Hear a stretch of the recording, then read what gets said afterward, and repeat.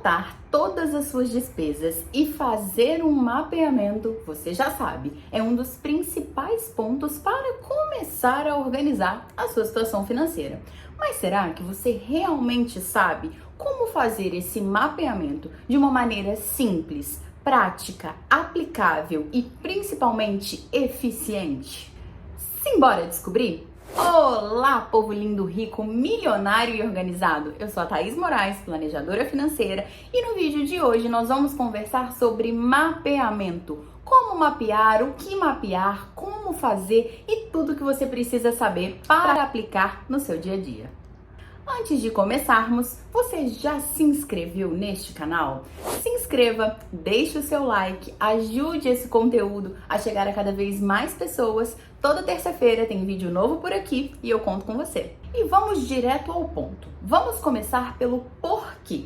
O motivo que tem por trás desse mapeamento. A gente tende a executar de uma maneira muito mais efetiva aquilo que a gente entende, o motivo, né? O porquê que você está fazendo aquilo e não só fazer por fazer.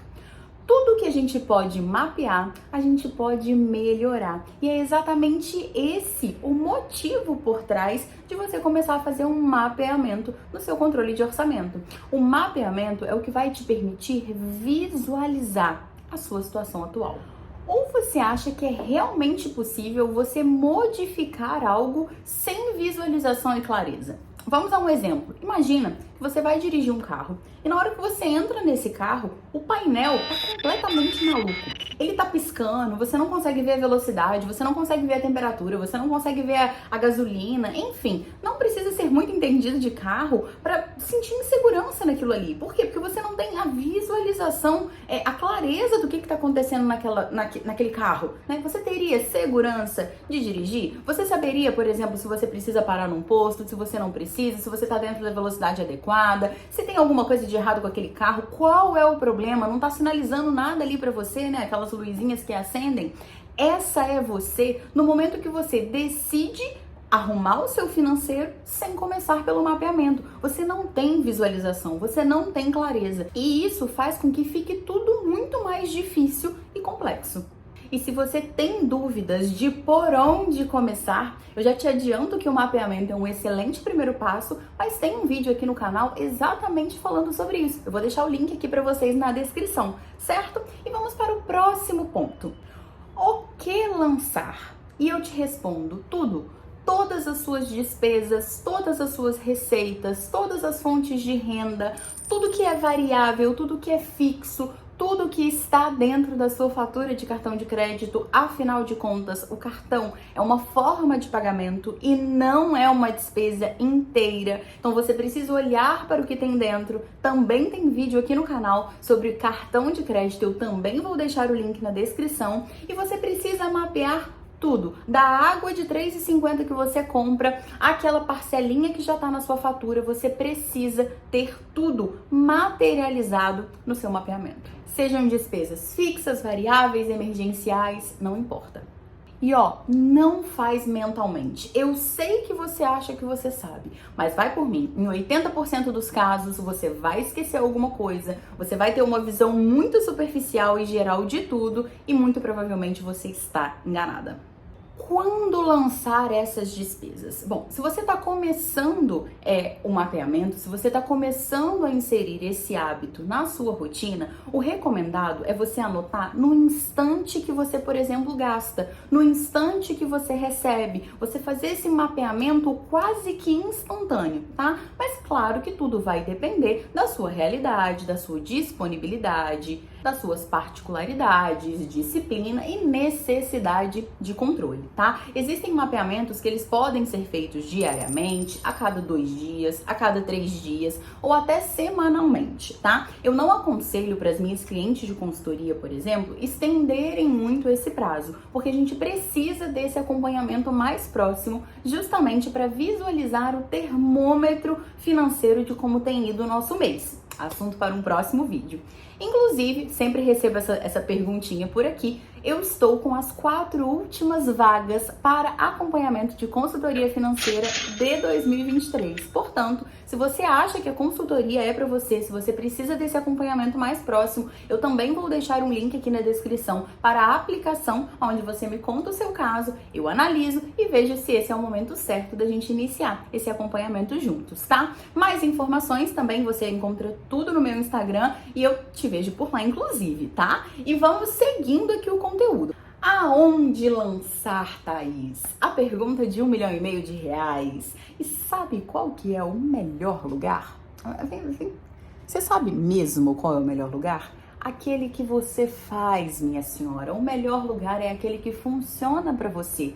Não pode ser no papel, pode ser num post-it, pode ser num planner, pode ser numa folha de ofício, pode ser no celular, pode ser no bloco de notas, pode ser no aplicativo, pode ser num planner, pode ser numa planilha, pode ser em qualquer lugar, desde que seja sempre o mesmo lugar, que você consiga manter as informações organizadas e que você se adeque ali àquela ferramenta. As ferramentas existem para nos ajudar. Avalie, inclusive, se o método que você utiliza está sendo eficiente, se ele está sendo simples, prático, aplicável e te oferecendo a visualização que você precisa. Como lançar? Thaís, mas você não já falou aqui como lançar? Não.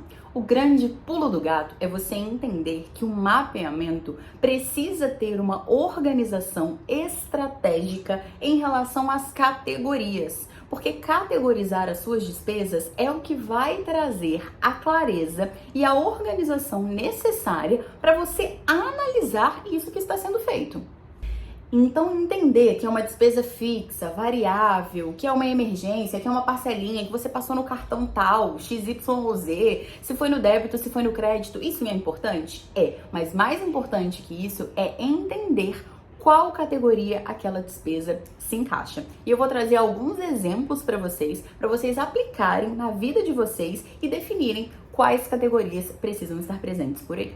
Suponhamos que você vai criar as categorias das suas receitas, das suas entradas de dinheiro. Então você coloca lá, tem o meu salário fixo, tem as minhas comissões, tem uma renda extra, tem meu 13º salário, tem o meu recebimento de férias, eu faço uma renda extra, né? Então tem essas entradas esporádicas, por exemplo, de um bazar que eu faço. Você vai categorizando dessa forma para você visualizar de onde que tá vindo o dinheiro, ok? Até aqui? Agora, suponhamos, eu quero explicar para vocês a importância dessas categorias. Suponhamos que você seja dentista, tá? E você atende no consultório e você vende 5 tipos de procedimento que mais saem, né? Que você mais vende, que você mais oferece nos pacientes. Suponhamos que você trabalha com harmonização facial, que tá super em alta, né? E aí você tem lá o botox, o preenchimento, enfim. O fato de você categorizar essas fontes de receita permite, por exemplo, você estabelecer uma meta, você visualizar qual procedimento você mais vende, você entender qual que é o valor máximo que você pode chegar à medida que você analisa ali todos os meses. Você consegue traçar uma estratégia de entender que, olha, se eu tô vendendo mais esse procedimento, por que eu tô fazendo? Por que eu vendo mais esse procedimento do que o outro? É esse procedimento mesmo que eu quero vender mais? Então você traça uma estratégia para melhorar ali o seu faturamento. Então essa é uma das principais formas, por exemplo, de aumentar a sua renda. Você conseguir analisar da onde que tá vindo as suas fontes de receita. E você faz isso categorizando de maneira eficiente. Um exemplo relacionado às categorias das despesas, né, que são aí geralmente mais numerosas do que as categorias de receita. Eu tive uma cliente de consultoria que, ao começar a aplicar essa questão das categorias, eu geralmente deixo a cliente solta em relação à criação das categorias e vou lapidando de acordo com o que eu vou vendo. Por quê? Não existe receita de bolo. Cada um tem a sua realidade, cada uma tem o seu perfil de gasto, né? Não existe um modelo de orçamento que seja totalmente engessado, que você aplica ali da mesma forma para todo mundo. É uma coisa personalizada, né? E aí a cliente, ela criou a categoria cookies. e lançou o cookies ali uma vez e eu fiquei observando, porque eu pensei, poxa, às vezes ela criou essa categoria e ela come muito cookies, né? Ela gasta muito com cookies. E aí aquele cookies apareceu uma vez só como categoria. Então se a gente parar pra pensar, essa não é uma categoria eficiente. Por quê? Porque ela vai aparecer uma vez ali. E qual é a importância de você mapear o cookie? Será que não seria interessante essa categoria ser uma categoria, por exemplo, sobremesas? Já que se for interessante para você ou para, né, no caso para cliente, mapear qual é o gasto que ela tem com sobremesas, né, ao longo do mês. Ou então, por exemplo, ela podia chamar essa categoria de alimentação extra, já que era uma coisa extra, ou um iFood, enfim, você precisa analisar qual gasto, qual despesa você quer monitorar de maneira efetiva.